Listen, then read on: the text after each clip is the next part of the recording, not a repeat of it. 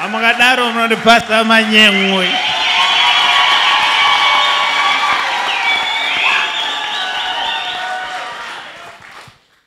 Fuma enhaka inoparadza ukama. Ndiye arikuda kuti titengese imba. Imba ndeyani? Ndiye vabereki. Saka wakurambire kuti tiitengesa.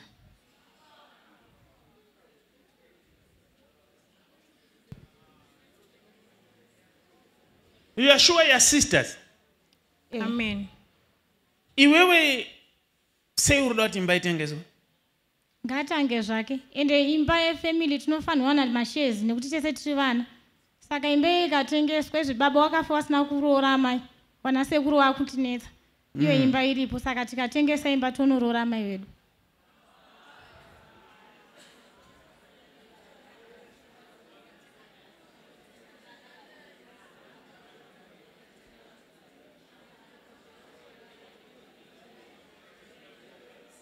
Iwe uchiri kumurume here?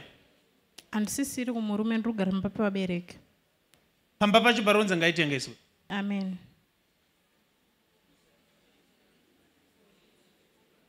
Ko iwe uri kumurume here? Ndotogara mumba kwangu.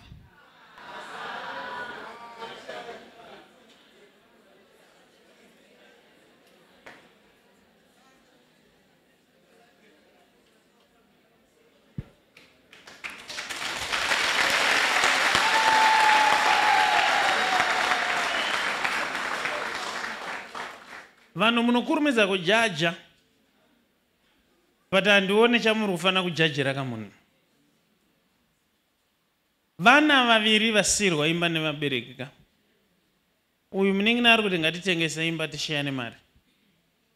Uyu ari kuti ini ndo mandiri kugara ngatisatengese. Is it fair?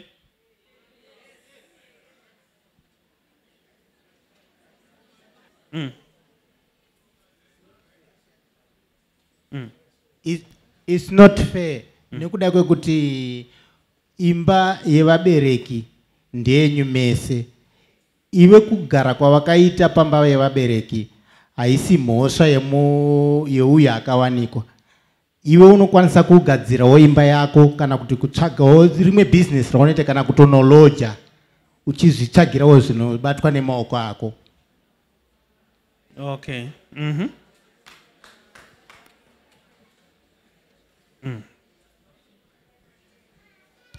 Ini ndinoti hangu munin'ina uri wrong because sisi kana zviri kuramba zvikuroorwa zvacho woita sewoendepi pamwe zviri kurambawo saka onda kuendepi dai pasina imba aita se ngotsvaga wake zvekwekuroja but pari zvino handiti imba iripo ko hawana wana here wana wachazonetseka mangwana wachauya pamba pambuya apa.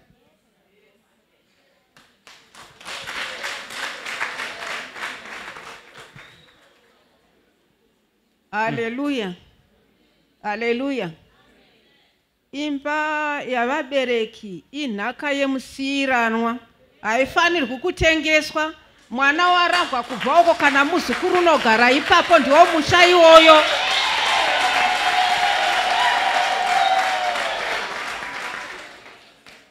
Ini ndiri kungoteerera. Ina handisi kukomenda zvangu. Chendode kutaurira munin'ina uyu upenyu ivhiri ramangwana aurizive. Iye achatoitawo zvimwe zvokuti sezvakaite uyu achatopagarawo pamba pacho ipapo. Saka vakadestroy chinhu chiri permanent paupenyu. Kutaure kuti adestroya nevana vavo nokuti sezvataurwa naagogo avo. Imba yevabereki musiyirwana nhaka nenhaka zvichienda zvakadaro.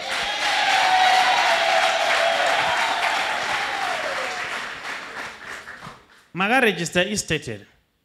Estate ndochi prophet.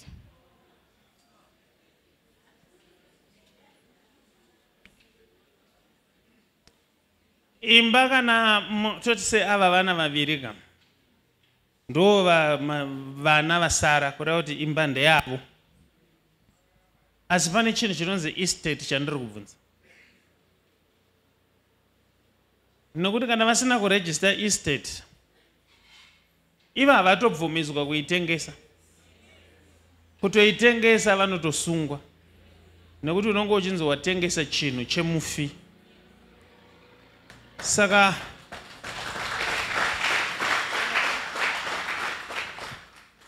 chinhu chinonzi estate kuti kana mufi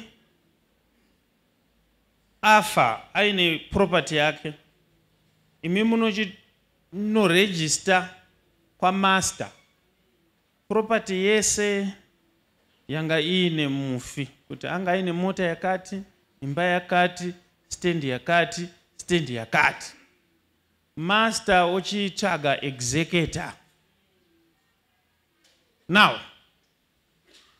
kana zvadaro apiwa simba necourt will, ndiye anozomaneja nekuona kana pari pachitengesa ane simba rekuti zvitengeswe asi mawirirana semhuri. Chandiri kutaura zvinhu izvi ndechekuti there are so many factors why someone will say let's sell the house. There are so many factors.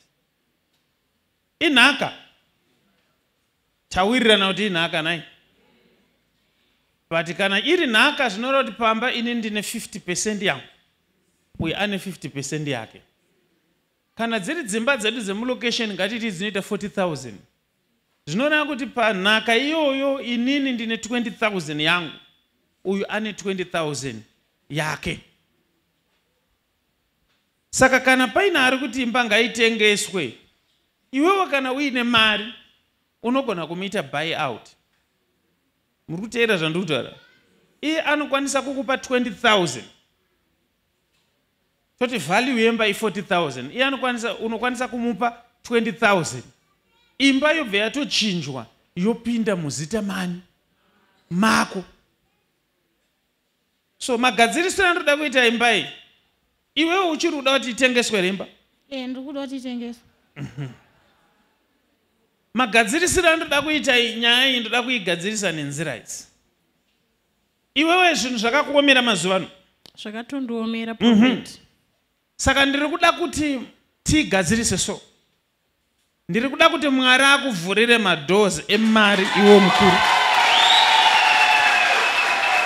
Moenda monotsvaga munhu anovalue imba iyoyo.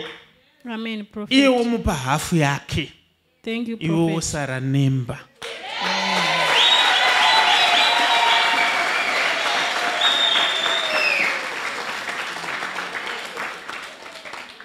Nokuti mukaona vatanga kutonetsa naiko zvino zvichanhanira zvosvika kuvana. Mwana anenge akuti mai vangu uyu anogona kuita vana vatatu uyoita kana mumwe chete, panozopedzera paakunetsa. Saka dzimwe nguva kuita buy out munhu kuri advisable. Iwe uenderera mberi ndiwo ruda imbaka, ndiwo uri kuvalue imba yakasiyiwa nevabereki ka, uda kuramba uchiiona uri kuti inhaka handidi kuti itengeswe. Saka Mwari ngavamupe mari, iye obhadhara uyu mari zhovharana. Yapera nyaya yenyu, munogara pasi.